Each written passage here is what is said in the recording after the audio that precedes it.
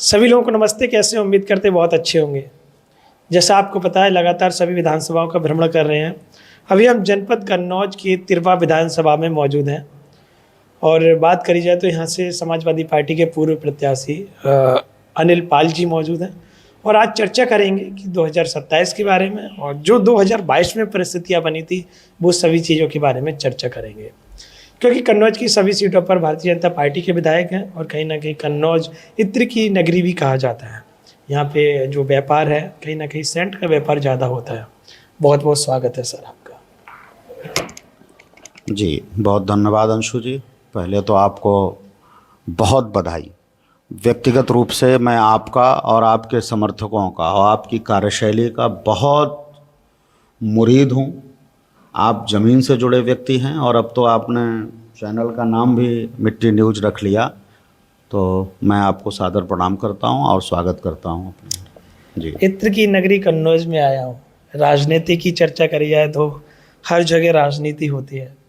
जगह जगह पर चौपाल लगती हैं, जगह जगह पर यहाँ पे शाम को चौपालों पे बुजुर्ग लोग, युवा लोग राजनीति करते हैं। जी, कैसा माहौल रहता है कन्नौज का राजनीति का, खास करके तिरवा का?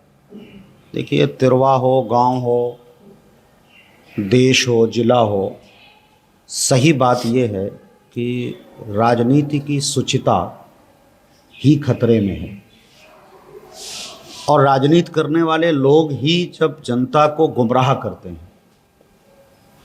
कभी आप उन लोगों से बात करिए जो तटस्थ हैं, जो सामाजिक चिंतन रखते हैं, जो समस्याओं पे गौर करते हैं या जिनका अनुभव हो उस तरह का, वो जब आकलन करते हैं तब आपको समझ में आएगा कि कितना शोर पैदा किया जाता है ताकि सच लोगों के बीच में ना आए। सच को छिपाया जा सके। छिपाया जाता है ऑफ कोर्स, यस। क्या सच छिपाया गया?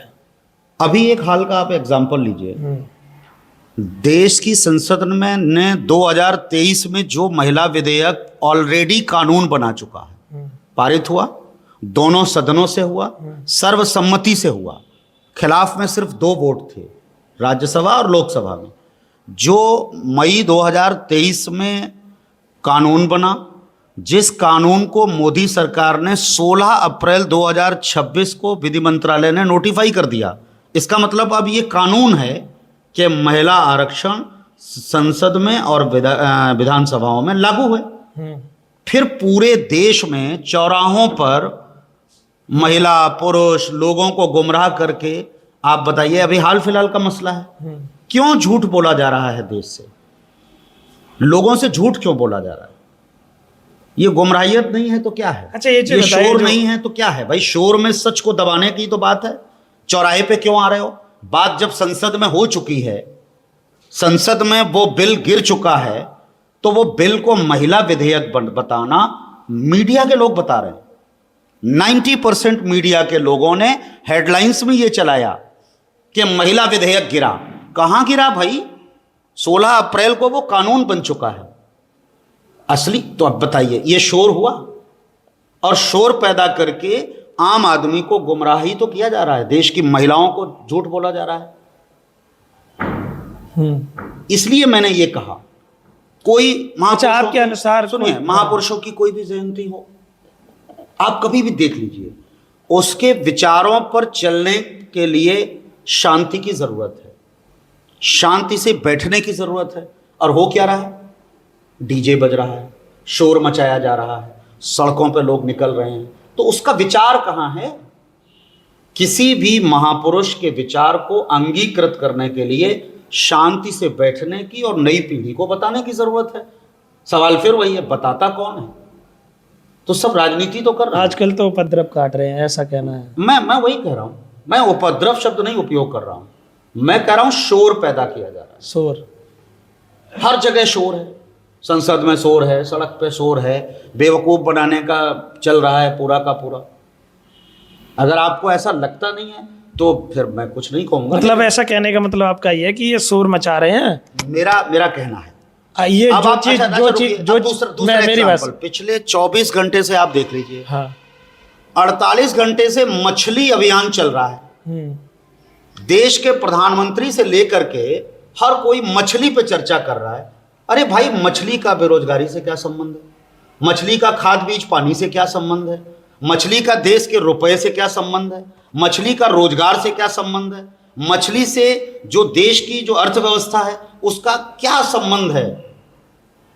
हेमंत विश्वा जी का मैं आज ही सुबह पढ़ रहा था, देख रहा था, वो कह रहे थे मैं 1 किलो ज्यादा खा जाऊंगा। अरे भाई, क्या फर्क पड़ता है जब देश की सबसे बड़ी पार्टियां चुनाव में हैं, बंगाल में हैं, असम में हैं। मुद्दों पे बात आप ढूंढ के बता दीजिए।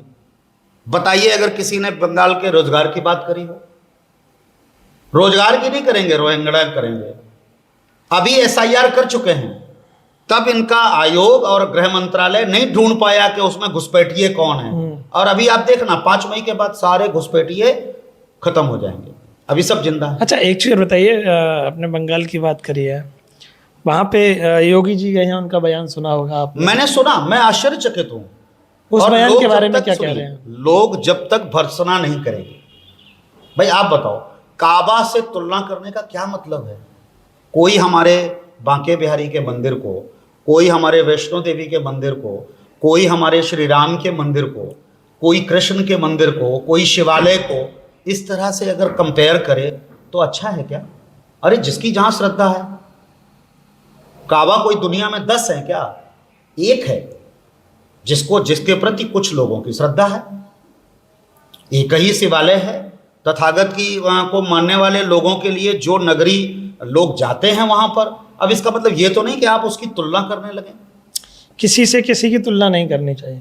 क्यों करना चाहिए भाई? अच्छा, अपनी एक अपनी उनका मान्यताएं हैं, हज़ारों वर्षों से चल रही हैं। योगी जी का सनातन भी चल रहा है, बुद्धिज्म भी चल रहा है, अम्बेडकराइज चल रहे हैं, गांधीज्म चल रहा है, सबका अपना अपना विचार है। योगी जी का एक बयान आया कि तुम मुझे खून दो मैं तुम्हें आज़ादी दूंगा, कि स्वामी विवेकानंद जी ये जैसे वो व्यायाम करते समय उनका पैर फिसल गया था, मतलब ठीक से नहीं खड़े हो पाए थे, ऐसे ही जीभ फिसल गई। मैं ये तो नहीं मानता कि भाई इतने बड़े पद पे बैठा व्यक्ति नेताजी के स्टेटमेंट को इधर से उधर करेगा। सिंपल स्लिप ऑफ टंग बोल गए, उसको वो भी मुद्दा नहीं, क्या फर्क पड़ता है? उनके कह देने से इतिहास बदल जाएगा? नहीं। फिर वही सवाल है कि योगी जी यूपी के रोजगार के बारे में बंगाल को उदाहरण क्यों नहीं देते? बंगाल में 15 साल से सरकार है, यहां आपकी है 10 साल से। तो आप जब वहां जाते हैं तो आप एक मॉडल रखिए, आप रखिए कि हमने यूपी में ये किया है और बिहार बंगाल में आप ये नहीं कर पाई। चलिए एक चीज़ बताइए, अब यूपी में भी चुनाव आ रहा है, हम लोग अपने यूपी में आ जाते हैं, आपकी तिरवा में आ जाते हैं, क्या स्थानीय मुद्दे हैं जिनको लेकर आप चुनावी मैदान में उतरेंगे? देखिए, आपने चुनाव की बात करी है, चुनाव विधानसभा के बाद में आएंगे। सवाल फिर सरकार से है कि ऐसी कौन सी राष्ट्रीय आपदा थी, ऐसे कौन से कारण थे, क्या खराब मंशा थी कि आप समय पर पंचायत चुनाव नहीं करा सके? 15 में हुए, 20 में होने थे, कोविड आ गया, एक आपदा थी, आपने उसे बढ़ाया, 21 में कर दिया। इस बार पिछले 5 वर्ष में 21 से लेकर 26 तक एक भी ऐसी आपदा आई हो जो सामान्य प्रक्रिया को प्रभावित करती हो तो आप बता दीजिए। नियत फिर वही है, जनगणना नहीं कराएंगे, पिछड़ों को ठीक से आरक्षण का अधिकार नहीं देंगे, दलितों को उनका रिकॉग्नाइज नहीं करेंगे, तो बात तो फिर वही है ना। विधानसभा ये ठीक कैसे होगा फिर? क्या चीज? ये ठीक कैसे होगा जो चल रहा है? देखिए, ये ठीक तो सबको करना है। यहां फिर वही बात है कि सदन इसलिए नहीं बनाए गए थे कि एक दूसरे का विरोध हो, केवल विरोध के लिए सदन नहीं बनाए गए। सदन बनाए गए थे कानून बनाने के लिए, सदन बनाए गए थे स्वस्थ चर्चा के लिए, सदन बनाए गए थे, एक संस्था है, वो देश की सर्वोच्च संस्था है जो ये तय करती है कि कौन से कानून लागू होंगे। पर आप सोचिए, सदन की भाषा गृह मंत्री की अभी 3 दिन पहले कानून समझा रहे थे, यह देश मुस्लिमों के साथ अलग से आरक्षण का कोई प्रावधान नहीं कर रहा है, ये कह रहे थे, धर्म के आधार पर बांटा नहीं जा सकता, ये कह रहे थे। और ठीक दूसरे दिन जाते हैं योगी जी और शाह साहब, तो बयान क्या दे रहे हैं? सारे भाषण का लब्बो लुआब है हिंदू मुसलमान। नहीं है, बताइए ये क्या है भाई? जो आप इस देश के लोकतंत्र के मंदिर में बोल सकते हैं, तो उस लोकतंत्र के जो गण हैं, हम लोग जो वोटर हैं, इनके बारे में भी बोलना चाहिए, और वही बोलना चाहिए जो संसद में बोल सकते हैं। जो आप मंदिर और मस्जिद में बोल सकते हैं वो आप संसद में नहीं बोल सकते। धर्म को आप राजनीति से जोड़ नहीं सकते, पर उनकी तो राजनीति बिना धर्म के, बिना हिंदू मुसलमान के होती नहीं। धर्म अलग है, राजनीति अलग है। ऑफ कोर्स यस, बहुत फेमस कोट है कि जिस धर्म में की अपनी राजनीति हो, जिस धर्म में राजनीति घुस जाए वो धर्म भ्रष्ट हो जाता है। पर यहाँ पर बात करी जाए तो कहीं ना कहीं हिंदुत्व को लेकर चुनाव लड़ा जाता है यूपी के अंदर भी। जैसे आपने कहा कि पंचायत चुनाव नहीं हो रहे हैं, इसके बाद में हाँ, सरकारें क्यों बनाई जाती हैं? चिकित्सा के लिए, शिक्षा, स्वास्थ्य, शिक्षा रोजगार के लिए, विकास रोजगार के लिए, विकास के लिए, सिस्टम चले, संविधान का अनुपालन हो, हर कोई कानून का राज हो, इसके लिए है ना। उसमें ये कहाँ प्रावधान है संविधान में कि हम धर्म की रक्षा करने लगेंगे? काम हमारा राजनीति है, धर्म तो हमारे मंदिर में है, धर्म हमारे हृदय में है, धर्म हमारी रगों में है, विचारों में है, वो ठीक है। ठीक है, लेकिन जो हम काम कर रहे हैं वो काम पॉलिटिकल है, और जब वो पॉलिटिकल है तो वो आपको ये कहता है भाजपा कि तो भाई आप व्यवस्था जुटाइए। ठीक है, भाजपा तो ये कह रही कि हमारा राज्य में अमृतकाल चल रहा है। हाँ, अमृतकाल चल रहा है। आप क्या कह रहे हैं? मैं भी तो कह रहा हूँ अमृतकाल चल रहा है।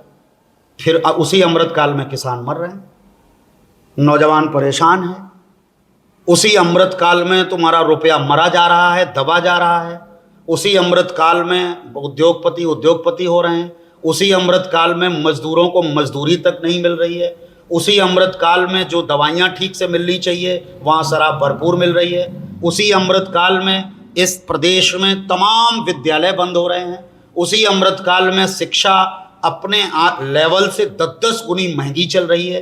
नहीं चल रही है? आप बताओ। मैं भी विद्यालय चलाता हूँ, जांच करवा लो। अच्छा, तो ये बताइएगा, इतनी आपने जो खामियां बताई हैं, 27 में क्या रहने वाला है? फिर 27 में जनता, अब मेरी अपनी राय नहीं है, मैं तो मेरी व्यक्तिगत राय है। व्यक्तिगत राय बताइए। मेरी व्यक्तिगत राय है कि जब तक इस देश का नौजवान, किसान और हर व्यक्ति अपनी सरकार नहीं बनाएगा, हमसे सवाल कौन सी होगी अपनी सरकार? अपनी सरकार वो होती है जहां आप सवाल कर सको, जहां आपके काम अगर नहीं हो रहे हैं तो उस उत्तरदायित्व के लिए जनता बात कर सके अपने जनप्रतिनिधि से। यहां नहीं बात कर पा रहे हैं। राजनीति से जुड़े हों चाहे धर्म से जुड़े हों बड़े बड़े लोग, आप बताओ कौन सवाल कर रहा है? कौन सी ऐसी पार्टी है जिससे आम जनता खुल के सवाल कर सकती है? कि आपकी समाजवादी? मैं तो देखिए, मैं चूंकि समाजवादी पार्टी का हाँ। मैं श्रद्धेय नेताजी से लेकर के आदरणीय अखिलेश यादव जी का अनुयायी कह लो या उनकी नीतियों से मैं संतुष्ट हूं और गर्व है। 5 साल जो सरकार रही 12 से 17, उसमें जिन जिन चीजों पे काम हुआ, उन नीतियों पे 92 से लेके अब तक हम गौरवान्वित होते हैं। जब हम विचार करते हैं तो ज्यादातर चीजों पर मुझे गर्व होता है कि हाँ। आप बताइए, आज ये रोना रो रहे हैं, इनका विधायक, इनके तमाम लोग पुतला फूके जा रहे हैं। किसका पुतला फूक रहे हो भाई? नेताजी मुलायम सिंह यादव जी की पार्टी ने 92-93 में पहली बार महिलाओं को पंचायत में आरक्षण दिया था। बताइए, नहीं दिया था तो हम विरोधी कहां से हैं? बट बात क्या है? विरोधी कौन बता रहा है? अरे यही लोग सब चिल्ला रहे हैं, सब पुतला फूके जा रहे हैं, बोले महिला विधेयक रोक दिया। रोका क्यों? आप बताइए कि उसमें पिछड़ी महिलाएं कितनी बनेगी? आप बताइए उसमें दलित महिलाएं कितनी बनेगी? आप बताइए कि उसमें आदिवासी कितने होंगे? और सामान्य सी बात है, ये तो भारतीय संविधान में है जी। अनुसूचित जाति, जनजाति, पिछड़ा वर्ग और आदिवासियों को आरक्षण देना, ये तो संविधान में है। महिलाओं को अगर आपको आरक्षण देना था तो 2023 में कानून लागू हो गया था मई में, और अगले मई में चुनाव हुआ था, अप्रैल मई में। अरे नोटिफिकेशन निकाल देते, 180 MLA MP होती, तब आप सोचिए इनका काला चेहरा। पूरे देश में इनका जो चुनी गई हैं महिलाएं, जिनको टिकट दिया गया, 10% नहीं था भारतीय जनता पार्टी का। हम तो फिर भी ठीक हैं यूपी में। भारतीय जनता पार्टी का यूपी में 1 सांसद है महिला, हमारे 5 है। बताइए कौन महिला विरोधी है? अच्छा, ये बताइएगा 27 में क्या रहने वाला है? फिर समाजवादी पार्टी 27 में से आप तैयारी कर रहे हैं? 27 में हम लोग पिछले कामों का हवाला देते हुए, चाहे वो बेटियों की पढ़ाई का हो, चाहे लैपटॉप का हो, चाहे बेरोजगारी भत्ता हो, चाहे रोजगार देने की बात हो, चाहे नौकरियां देने की बात हो, चाहे विकास हो, चाहे 4 लेन बनाना हो, चाहे एक्सप्रेस वे बनाना हो, चाहे मेट्रो लाना हो, चाहे कोई ऐसा काम नहीं है जो अखिलेश जी की सरकार आप उठा के देंगे। एम्बुलेंस चला ली, ये तो मैं जल्दी जल्दी गिना नहीं पाऊंगा क्योंकि आपने समय का बंधन लगा रखा है। हमने जितना काम किया, हमारी सरकार ने जो काम किया, उस आइडियोलॉजी पर हम वही आइडियोलॉजी दोबारा लोगों के बीच लेके जाएंगे, इस वायदे के साथ। क्या लगा? आपने हमको 5 साल दिया, हमने 5 साल में वो काम कर दिखाया समाजवादी सरकार ने कि आज तक वर्तमान सरकार हमारे ही कामों का फीता काट रही है और हमारे ही कामों का उद्घाटन कर रही है। मोदी जी उद्घाटन करने आ रहे हैं आपके बगल वाले डिस्ट्रिक्ट में? ये उनका काम है, उसमें हमारा कोई रोल नहीं है। अच्छा, एक चीज़ और बताइएगा, 27 में 403 में से क्या लग रहा है कि समाजवादी पार्टी कितनी जीतेगी 403 में से? हम लोग भारी बहुमत से सरकार, भारी बहुमत से। आपकी तैयारी? हमारी तैयारी पिछली बार थी, जनता ने हमें बहुत आशीर्वाद दिया। ये अलग बात है कि साम दाम दंड भेद या छलबल धनबल जनबल को हरा दिया, क्या हुआ मैं उस बारे में कोई बात नहीं करना चाहता। इस बार पूरी तैयारी से लड़ेंगे। छलबल दलबल को हरा दिया? छलबल ने जनबल को हराया था। अच्छा, धनबल ने जनबल को हराया था। क्या कमियां रही थी ये चीज़ें आपको हार का सामना करना पड़ा? अब वो तमाम बातें थी, अब उसमें मुझे लगता है अब 4 साल हो गए हैं। अब अगली तैयारी 27 में? 27 की तैयारी करेंगे, लोगों के पास आशीर्वाद लेंगे और समाजवादी पार्टी की सरकार बनेगी। 3 विधानसभा सीटें हैं, तीनों पर भाजपा है। क्या लग रहा है सपा इस बार कन्नौज में तीनों सीटों पर क्या करने वाली है? तीनों पर सपा फिर या 1-2 पर छोड़ के? नहीं, कोशिश तो ये रहेगी कि हम तीनों क्या 5 पे जीते हैं अपनी लोकसभा में। हाँ, और 5 जीतेंगे भी। जीतेंगे जी। आप तिरवा के विधायक जी? नहीं, अभी ये कहना तो बहुत गलत हो जाएगा। फ्यूचर में? नहीं, बिल्कुल नहीं। ये तो हमारी पार्टी तय करेगी। मैंने प्रत्याशिता की बात नहीं करी है, मैंने समाजवादी पार्टी की सीटों की बात करी है। प्रत्याशी तय करना हमारी पार्टी का काम है। आपका भी ये सपना होगा विधायक बनना? पहले जब सपना देखने की उम्र थी तब सपना देखा था। अब सवाल विधायक बनने से भी बड़े बड़े हैं। अच्छा, अब सवाल है कि अब केवल सत्ता बदलने के लिए लड़ाई नहीं चल रही है। व्यवस्था में जो भ्रष्टाचार फैल गया है, जो पिछड़ों का हक खाया जा रहा है, आरक्षण को लूट लिया जा रहा है, 69,000 भर्तियों में आप बताइए आज तक उनको न्याय नहीं मिल पा रहा है, जिनको हाईकोर्ट ने कह दिया कि उनका हक मारा गया। तो लड़ाई कौन सी बड़ी है? विधायक बनने से बड़ी लड़ाई है उनके अधिकारों का अनुरक्षण और संरक्षण करना। कौन सा विषय ज्यादा है? बेरोजगारी फैल रही है, रुपया जमीन पे आ रहा है, और उस समय अगर मैं ये कहूँ मेरा सपना मायने रखता है। पहले देश प्रदेश ठीक, पहले देश ठीक रहेगा तब ना हम रहेंगे। अब देश बचा क्या है आप बताइए? अगली भारत सरकार बनेगी तो वो क्या कहेगी? सारे एयरपोर्ट हमारे हैं। अगली भारत सरकार कहेगी तो सारे व्यवसाय हमारे हैं, सारी तेल कंपनियां हमारी हैं। नहीं हैं, गिने चुने उद्योगपतियों के पास भारत सरकार है। और जब भारत सरकार है तो अगली भारत सरकार, हम तो कहते हैं कि दूसरे गठबंधन की बन जाए सरकार। तो क्या वो पिछले फैसले जो देश को बेचा गया, देश के संसाधन हटाए गए, लोगों को वहाँ से विस्थापित जब कर दिया, तो अगली सरकार क्या कहेगी? लाठी लेके वापस तो ले नहीं लेगी। जो भी समझौते होते हैं वो भारत सरकार करती है। ठीक है। मोदी सरकार में किए गए सारे समझौते, सारी बिक्रियां क्या निरस्त हो जाएंगी? नहीं होंगी। तो संकट में देश है, संकट में देश के संसाधन हैं, और जब देश के संसाधन संकट में होते हैं तो सरकार बनाना छोटा सवाल है। अच्छा, एक चीज़ बताइए, मैं अभी कन्नौज में जब आया, मैंने एक पोस्ट की थी कि कन्नौज के जो भी मुद्दे हों बताइएगा। एक कमेंट उसमें आया कि कन्नौज आकर क्या करेंगे, यहाँ तो लाइट ही नहीं आ रही है। लाइट की समस्या रहती है क्या? यहाँ 2 समस्याएं आजकल भारी हैं। हाँ, एक तो लाइट आ नहीं रही, वो तो है ही है समस्या। केवल यहीं क्यों है, पूरे उत्तर प्रदेश में है।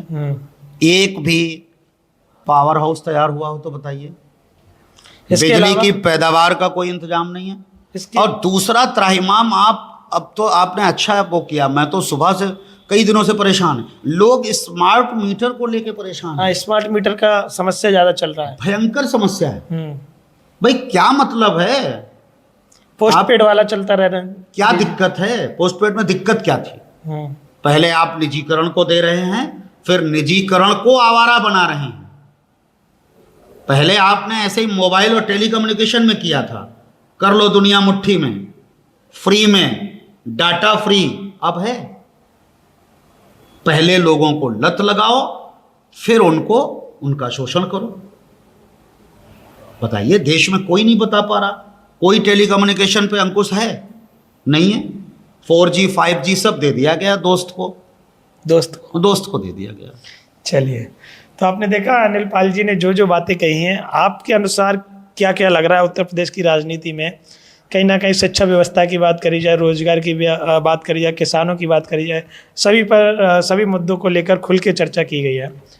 और राजनीतिक चर्चा करी जाए तो 27 में सपा की पूर्ण बहुमत से सरकार बनने की जो है बात कही है। हाँ जी, मैं अपनी विधानसभा के बारे में केवल एक जो मुझे लगता है मेरा रह गया तो मैं उतना बोल दूं। ठीक है, ओके। और जिम्मेदारी से बोल रहा हूँ। ठीक। 2012 से 17 तक की सरकार में हमारी तिरवा विधानसभा का विकास करने में माननीय अखिलेश यादव जी ने का योगदान आपको बता रहा हूं कि घोर ग्रामीण विधानसभा है। केवल मेट्रो रेल और रेल छोड़ के कोई ऐसा विकास नहीं है जो माननीय अखिलेश यादव जी ने कर ना दिया हो, जो महानगरों में होता है। क्या क्या विकास है? 5 विकास बताइए। गिनिए। महानगरों के पास मेडिकल कॉलेज होता है, हमारे नेता ने मेडिकल कॉलेज, कार्डियोलॉजी, कैंसर अस्पताल, पैरामेडिकल एक ही कैंपस में तिरवा को दिया। ठीक है, तिरवा में है। महानगरों के पास इंजीनियरिंग कॉलेज होता है, हमारे पास इंजीनियरिंग कॉलेज है। ठीक है, 2 हो गए। महानगरों के पास जो होते हैं आपके स्टेडियम, हमारे सौरिक के पास आप जाइएगा, गोरखपुर हरिवानपुर पड़ता है, एक बढ़िया स्टेडियम बना हुआ है। ठीक है, 3 चीजें हो गई। चौथा है, आप देखिए यहाँ पे मिल्क प्लांट दिया, सोलर प्लांट, जिसके लिए आज की सरकार भी बहुत कोशिश कर रही है। और तत्कालीन सरकार में तत्कालीन राष्ट्रपति श्रद्धेय APJ अबुल कलाम साहब आए थे और पहला सोलर प्लांट हमारे यहाँ, हमारी विधानसभा में पहला सोलर प्लांट तिरवा में लगा था। तिरवा में लगा।